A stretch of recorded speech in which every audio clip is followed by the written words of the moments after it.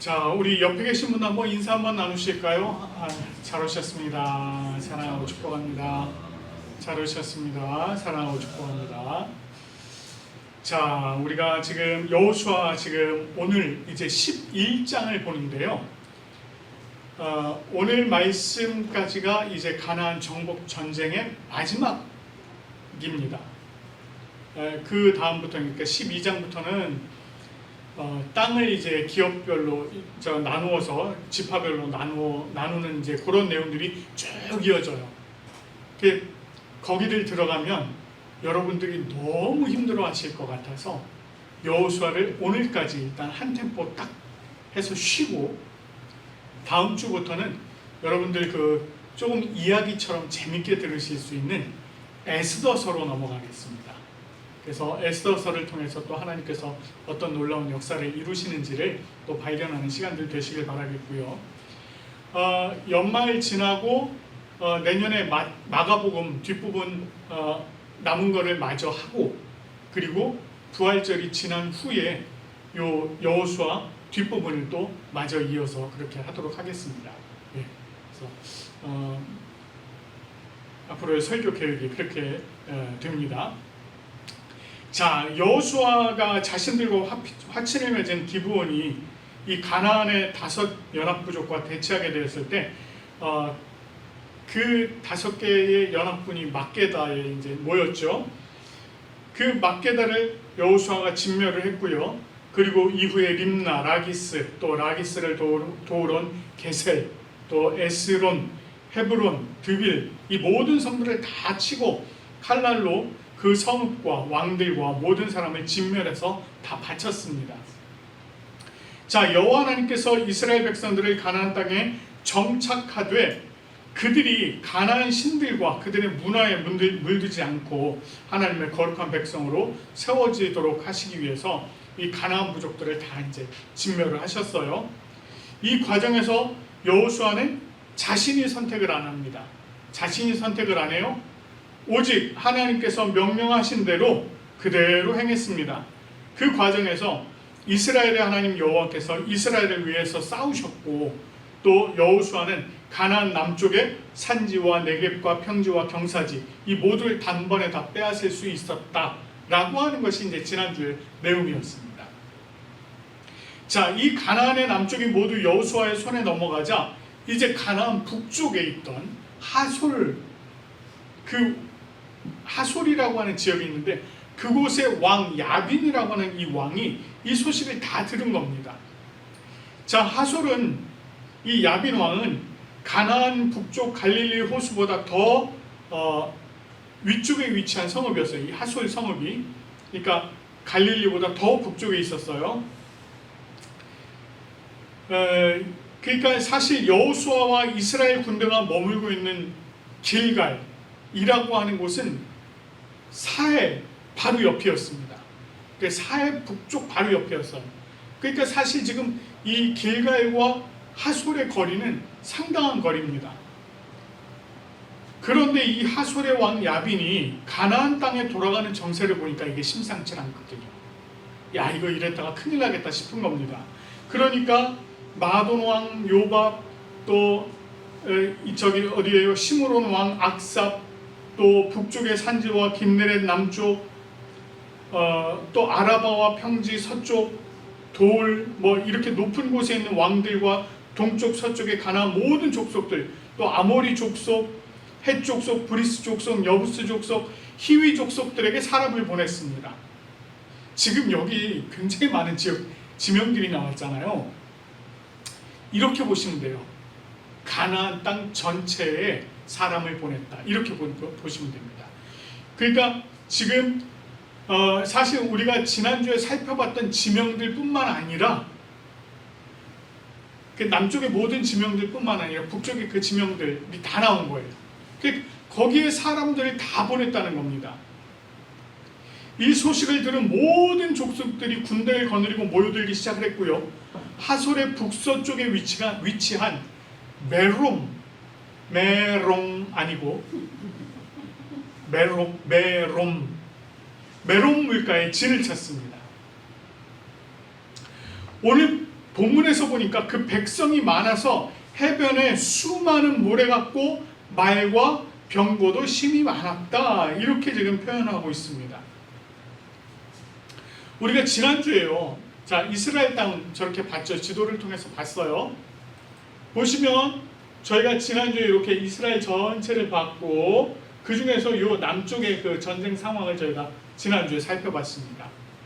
자, 지금 이스라엘 백성들이 있는 곳은 이 길갈 여기에요. 자, 그런데 지금 북쪽 여기 하솔이라고 하는 여기에 지금 사람 그 왕이 사람을 이제 전국에 다 보내고 사람들을 모이도록 한 겁니다.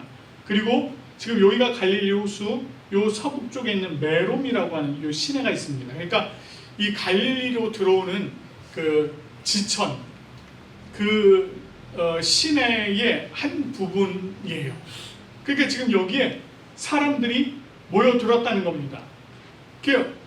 이 북쪽 지역에 있는 사람들뿐만 아니라 우리가 지난주에 살펴봤던 이 남쪽 지역에 있는 사람들까지 지금 다 모여들기 시작했다는 거예요. 그러니까 지금 이 전쟁 상황이 얼마나 지금 심각하게 돌아가고 있는지를 우리가 지금 이제 볼 수가 있는 겁니다.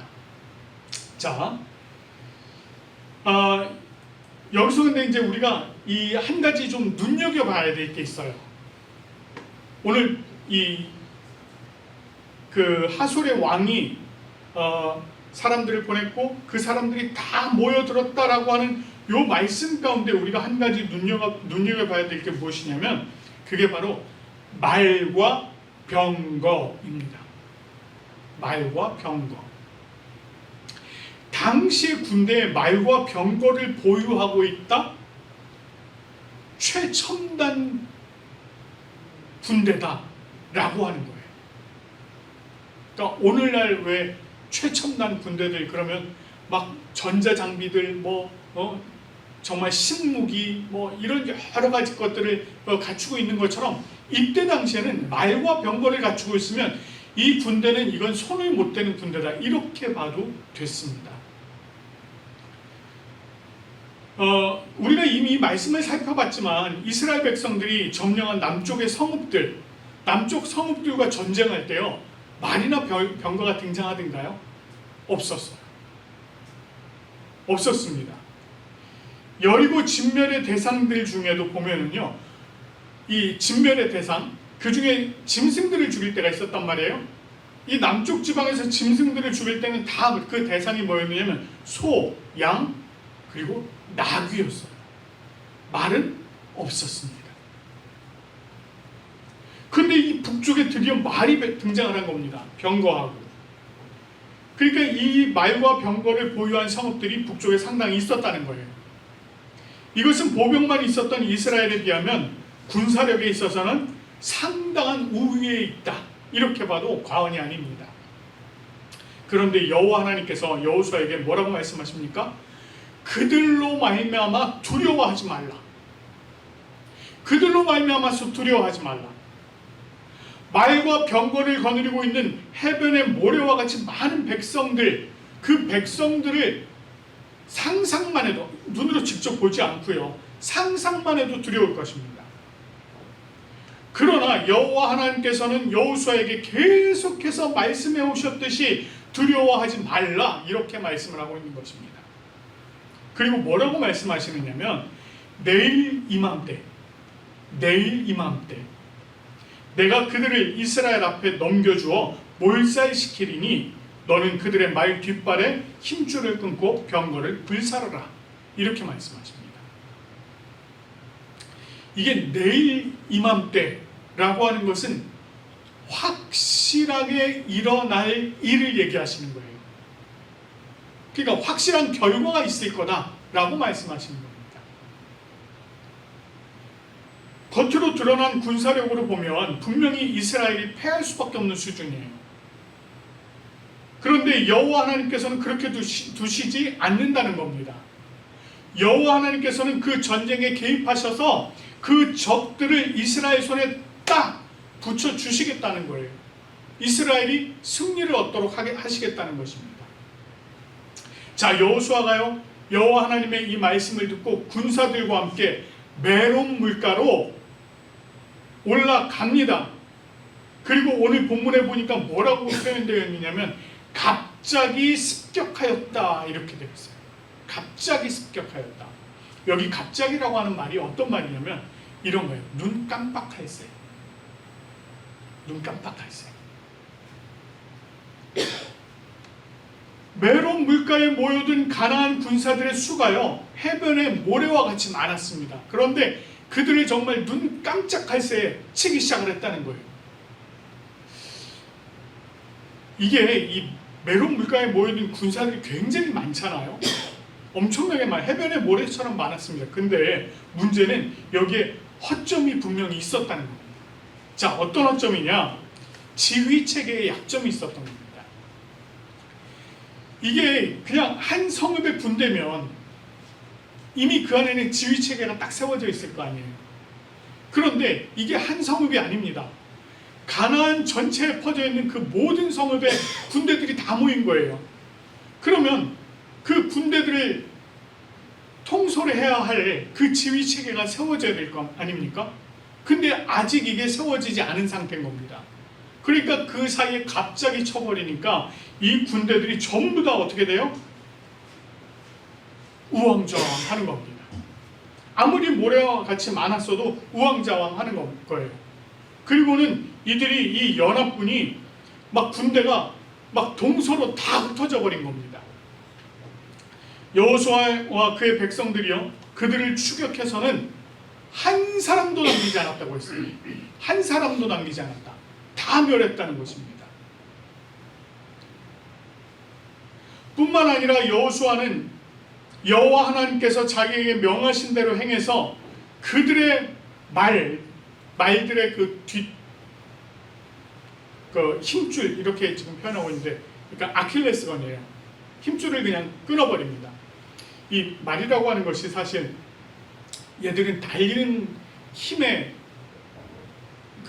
뭐랄까요? 그게 그 하나의 전투력이거든요. 그게 이제 뒷발에 힘줄을 끊어버리면 이 말이 살아서 돌아다닐 수는 있어도 전쟁에는 못 나가는 겁니다. 그렇게 만들어 놓는 거예요. 그리고는 병거를 완전히 다 불살라 버립니다. 군사력에 있어서 가장 핵심을 차지하고 있었던 이 말과 병거를 완전히 무력화시키는 것으로 이 전쟁이 마무리가 돼요. 자, 이렇게 군대들과 말과 병거를 무력시킬 수 있었던 이유를 8절 도입부에서는 이렇게 말합니다. 여호와 하나님께서 그들을 이스라엘 손에 넘겨주셨기 때문에 라고 얘기합니다. 이것은 여호와 하나님께서 이 전쟁을 전적으로 하나님께서 주장하고 계신다는 거예요. 그리고 여호수아와 언약하신 대로 그들을 이스라엘의 손에 붙이셨기 때문에 이렇게 이 전쟁이 마무리가 될 수 있었던 것입니다. 10절 말씀을 보면 이 전쟁을 주도했던 하솔이라고 하는 이 성읍이 모든 나라의 머리였다 이렇게 얘기해요. 당시에 하솔은요 가나안의 군사적이고 정치적인 중심지였다 이렇게 얘기하고 있는 것입니다. 그런 곳을 취하였고 그 왕을 칼날로 쳐서 죽이고 그 가운데 모든 사람을 칼날로 쳐서 진멸하고 하솔을 불로 살라버렸습니다. 자, 반면에 산 위에 있는 성읍들은 어떻게 했다고 해요? 불사르지 않았다라고 합니다. 이 불사르지 않은 성읍들은요 그 성읍들의 재물과 가축은 이스라엘 자손들이 다 탈취했습니다. 산 위의 성들을 그냥 놔둔 이유가 있어요.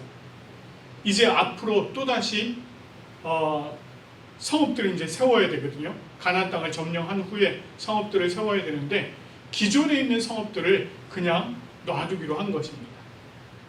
자, 여호수아가 이렇게 하솔을 제외한 성들을 불사르지 않은 것, 그리고 그 성의 재물과 가축들을 탈취한 것, 이게 여호수아가 혼자서 결정한 일일까요? 저희가 지난주에 그런 말씀 드렸잖아요. 여호수아가 선택하지 않았다. 하나님께서 말씀하신 대로 했다. 이렇게 말씀드렸습니다. 마찬가지로 오늘 15절 말씀을 보면 이렇게 얘기해요. 여호와께서 그의 종 모세에게 명령하신 것을 모세는 여호수아에게 명령하였고 여호수아는 그대로 행하여 여호와께서 모세에게 명하신 모든 것을 하나도 행하지 아니한 것이 없더라. 이렇게 말합니다. 그러니까 하수를 제외한 성들을 불사르지 않고 그 성의 재물과 가축들을 탈취한 것도 이것도 여호와 하나님께서 명하신 대로 여호수아가 행하였다는 것입니다. 자기 마음대로 한 게 아니었다는 거예요. 이미 우리가 앞에서도 살펴봤죠. 12절에서도 여호와의 종 모세가 명령한 것과 같이 하였다. 다시 말해서 하나님께서 모세를 통해서 말씀하신 그대로 행하였다는 거예요. 전쟁 중에 일어난 이 모든 일들, 특히 여호수아가 행한 모든 일들은 여호와 하나님의 명령을 따라 행한 것이었다라고 하는 것입니다. 이렇게 여호수아가 전쟁을 통해서 남쪽의 성읍들을 다 차지하게 되었고요. 더 나아가서 이제 북쪽의 성읍들 다 차지하고 땅까지 차지하게 된 것입니다. 그리고 이제 16절부터는요. 어떤 내용이 나오느냐면 이스라엘이 차지한 지역들, 그 지역들을 좀 기록하고 있습니다. 16절에서는 산지와 네겝과 고센의 온 땅과 평지와 아라바와 이스라엘의 산지와 평지를 점령하였다라고 하는데 이 내용은 이미 지난주에 살펴본 내용입니다. 다시 말해서 이스라엘 그 가나안 남쪽 지역을 전부 다 얻게 되었다라고 하는 거예요. 그리고 17절에서는 세일로 올라가는 한락산에서부터 헤르몬산 아래 레바논 골짜기에 바알갓까지라고 얘기하는데 이것은 우리가 조금 아까 지도를 살펴본 대로 북쪽, 가나안 북쪽 지역을 전체를 다 이야기하고 있는 것입니다. 결국 가나안 땅을 전반적으로 다 취하게 되었다라고 하는 거예요. 근데 그 기간이 얼마나 됐을까요, 여러분? 성경에서는 그 기간이 짧지 않았다 이렇게 얘기하고 있거든요. 그 기간을 대략 7년으로 보고 있습니다. 네, 오늘 저희가 이번에 이제 여호수아 쭉 살펴보면서 전쟁이 실제적으로 일어난 거 이렇게 쭉 살펴보니까 단 며칠 만에 일어난 사건인 것처럼 보이기도 하고 막 그렇잖아요. 네, 근데 무려 7년이나 걸렸습니다. 이 7년의 싸움의 결과는 땅을 차지한 것도 있지만 결정도 여기 남아 있습니다. 이게 조금 안타까운 부분이 바로 이제 이런 부분이에요. 결점이 남아 있어요. 19절에 보니까 우리가 이제 살펴본 말씀입니다만 19절에 기브온 주민과 화친을 맺은 일, 이게 하나의 결점이었어요.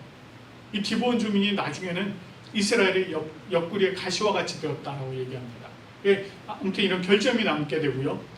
또 22절을 보면 이렇게 말씀하고 있어요. 이스라엘 자손의 땅에는 아낙 사람들이 하나도 남지 아니하였고 가사와 가드와 아스도데만 남았더라 라고 합니다. 이 지역이 어디냐면 이후에 블레셋 지역입니다. 오늘날로 하면 여러분 이스라엘 중남부에 가자 지구 있죠? 여기서 가사라고 하는 그곳이 바로 가자입니다. 네, 거기에요. 그러니까 거기를 중심으로 그 주변에 사람들이 남아 있었다는 거예요. 이 사람들이 남아 있었다는 거예요. 그러니까 완전히 그냥 정말 100% 완전히 다 깨끗하게 정리를 못한 겁니다. 결국 이제 이 지역들을 남겨놓고 그 주변의 땅들은 전부 다 취했습니다. 그리고서는 그 땅을 점령한 후에는 이스라엘 지파의 구분에 따라서 이제 기업으로 나누어 주어요. 이제 그것은 이제 저희가 나중에 살펴보도록 하겠습니다. 자, 우리가 여호수아 1장부터 11장까지의 내용을 쭉 살펴보면서 이스라엘 백성들이 가나안 땅을 차지하는 그 과정들을 다 살펴봤어요. 이 내용들을 보면 하나님께서는 잔혹하리만큼 가나안 족속들을 멸하시도록 그렇게 명령하시는 것을 저희가 볼 수 있습니다. 그런데 이렇게 하신 데는 확실한 목적이 있었습니다. 목적이 있었어요. 첫 번째는 아브라함과 이삭과 야곱에게 약속하셨던 그 자손의 복과 기업에 대한 약속의 성취였어요. 여호와 하나님께서 메소포타미아 갈대아 우르에 있던 아브라함을 택하셨고 그를 가나안 땅으로 인도하신 후에 그 자손에게 복과 기업에 대한 약속을 하셨습니다. 너희의 자손을 해변의 모래와 같이 많게 하겠고 하늘의 별과 같이 많게 하겠다. 그렇게 약속을 해주셨고, 그리고 이 가나안 땅, 젖과 꿀이 흐르는 땅을 너에게 주리라. 이 두 가지를 약속을 하셨습니다. 그리고 이 약속이 이삭과 야곱과 그 자손들에게 대대로 이어졌고 그 언약을 성취하신 거예요. 그것을 성취하시고 그 복을 누릴 수 있도록 하신 것입니다. 자, 두 번째는 이스라엘 백성들의 거룩이에요. 이스라엘 백성들의 거룩. 출애굽한 후에 시내산에서 2년을 보냈거든요. 2년을 보내면서 여호와 하나님께서 이 이스라엘 백성들에게 계속해서 반복해서 하셨던 말씀이 뭐냐면 내가 거룩하니 너희도 거룩하라 라고 하는 말씀이었습니다. 그리고 이방신들과 그들의 문화로 말미암아서 거룩성을 잃지 않도록 주의해라 라고 반복적으로 말씀하셨어요. 계속 강조하셨습니다. 광야 생활을 통해서도 하나님은 이스라엘 백성들이 하나님만 바라보고 하나님의 거룩하심을 따라 살아갈 수 있도록 계속해서 훈련을 하셨습니다. 그리고 그들을 이방신과 우상숭배가 가득한 가나안 땅으로 들이시면서 그들의 신상과 우상숭배에 물들지 않도록 하시기 위해서 극단의 처방을 내리신 거예요. 그런 의미에서 이스라엘 백성들의 이 가나안 정복은 하나님의 약속의 성취의 과정이었다. 이렇게 얘기할 수 있어요. 여러분들이 자녀들을 이제 길러보셨잖아요. 길러보신 분도 있고 안 길러보신 분도 있고, 만약에 이제 여러분이 지금 이제 아주 어린 자녀가 있다라고 한번 생각을 한번 해보십시오. 우리 집 마당에 무릉덩이가 하나 있어서 이 아이가 막 돌아다니다 보니까 저 무릉덩이에 빠지게 생겼어요. 내가 막 뛰다가 그 빠지게 생겼습니다. 그럼 여러분 그 어떻게 하는 게 가장 좋을까요? 그 무릉덩이를 없애버리는 게 가장 좋은 방법이에요.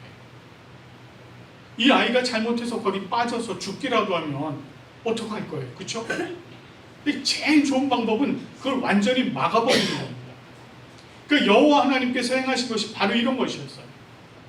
자신의 백성들이 이방신들에게 빠지지 않도록, 그 문화에 젖어들지 않도록 그렇게 하신 것입니다. 우리가 성경에 등장하고 있는 이스라엘의 역사를 통해서 우리가 오늘날을 살아가는 우리를 살펴봐야 돼요. 우리 자신을 살펴봐야 됩니다. 하나님께서 여호수아 당시 이스라엘을 통해서 가나안 땅을 차지하시도록 하는 그 모든 과정들, 그 과정들을 통해서 오늘날 이 땅을 살아가는 주님의 백성인 우리가 과연 어떻게 살아가야 할 것인가, 이거를 성찰해 봐야 한다는 것입니다.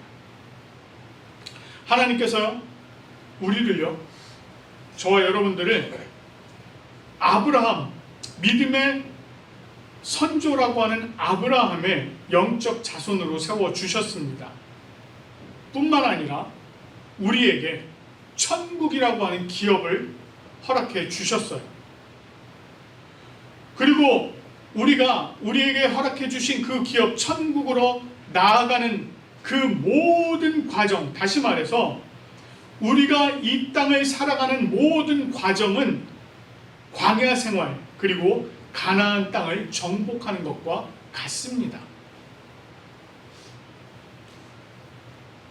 광야의 생활을 통해서 하나님을 믿음으로 온전히 하나님만 의지하는 법을 배우고 가나안을 정복하는 그 과정을 통해서 주님의 백성으로 온전히 거룩하게 살아가는 법, 그걸 배우는 거예요.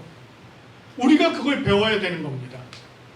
우리가 그냥 이 성경 말씀 그냥 읽고 나서는 아이고 그렇구나, 이런 일이 있었구나, 오케이, 덮어버리고 끝나는 게 아니라는 거예요.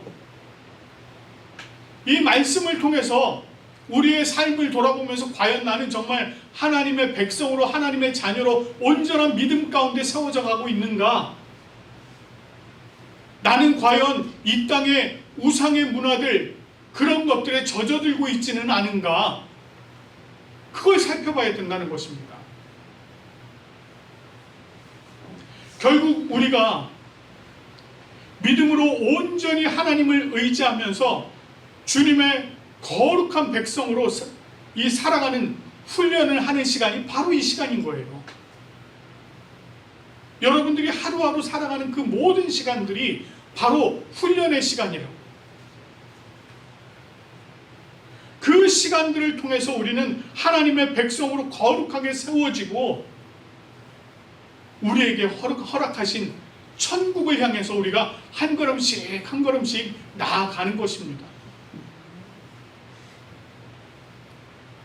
여호수아가요, 모세를 통해서 하나님의 말씀을 듣고 그대로 행한 것 같이 우리 또한 예수 그리스도의 제자들로서 이 땅에서 살아가는 동안 예수님께서 우리들에게 가르치신 것, 그것을 그대로 행하면서 영적으로는 철저하게 거룩성을 지키되 이웃들을 향해서는 사랑하면서 또 이웃들과 화평하면서 그리스도의 빛을 발하고 향기를 드러내면서 살아가는 저와 여러분들 되시기를 간절히 축원합니다.